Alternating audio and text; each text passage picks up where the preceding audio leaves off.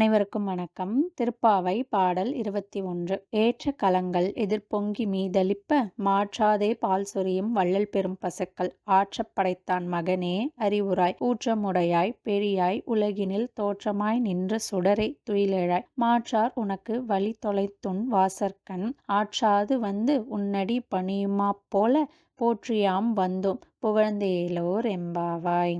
21வது பாடலுடைய பொருள் பார்க்கலாம். ஆயர்பாடியில் இருக்கக்கூடிய பசுக்கள் எல்லாம் எப்படின்னா வள்ளலை மாதிரியே இப்படி வள்ளல் போய் கேட்டதுமே பாலை பொழியிற மாதிரியான தன்மை கொண்ட பெரும் பசும் கூட்டம் இருக்கு. அந்த கூட்டத்துக்கு எல்லாம் யார் தலைவர்னா நந்தகோபர் தான். அப்பேற்பட்ட நந்தகோபருடைய திருமகனே, உன்கிட்ட என்ன பொறுப்பு இருக்கு? அடியோர்களை காக்கும் அக்கறை அப்படிங்கிற பொறுப்பை நீ தான் வச்சிருக்க. அக்கறை உடையவனே, பெருமைகளை கொண்டவனே, நீ தான் இந்த உலகுக்கு நிலையான சுடரொளி மாதிரி. அதனால நீ உறக்கத்தை விட்டு எழுந்து வரணும். உன்னோட போரிட்டு உன்னுடைய வலிமைக்கு முன் நிற்க முடியாம தோற்றவர்கள் எல்லாம் இப்ப உன்னோட அடியவர்களாவே மாறி வந்து நிக்கிறாங்க. அதுவும் எப்படி? உன் அடி பணிந்து வந்து நிக்கிறாங்க.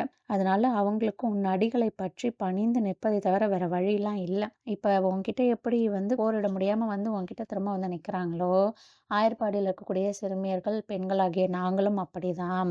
இப்போ உன்னுடைய குணநலன்களை போற்றி பாட வந்து உன் மாளிகை முன்னாடி நாங்கள் எல்லாம் காத்துட்டு இருக்கோம். அதனால நீ துயிலெழுந்து வந்து எங்களுடைய வேண்டுகோள்லாம் என்னன்னு கேட்டு அதெல்லாம் ஏத்துக்கணும் அப்படின்னு ஆயர் சிறுமிகள் கண்ணனை நோக்கி பாடக்கூடிய பாடல் தான் இந்த பாடல். இதுல கண்ணபிரானுடைய பெருமைகள் மட்டும் சொல்லப்படாம இறைவன் எப்போ நம்ம ஒரு தவறு செய்யும்போது உணர்ந்து நம்ம அவங்க கிட்ட போய் மன்னிப்பு அப்படின்றத கேட்குறோமோ அப்போவே அங்கே நமக்கு வாழ்க்கைக்கு அடுத்த வழி கிடைக்கும் அப்படிங்கிறத உணர்த்தக்கூடிய பாடலாக தான் இது அமைந்திருக்கு. நாமும் தினமும் திருப்பாவை பாடுவோம். நன்றி.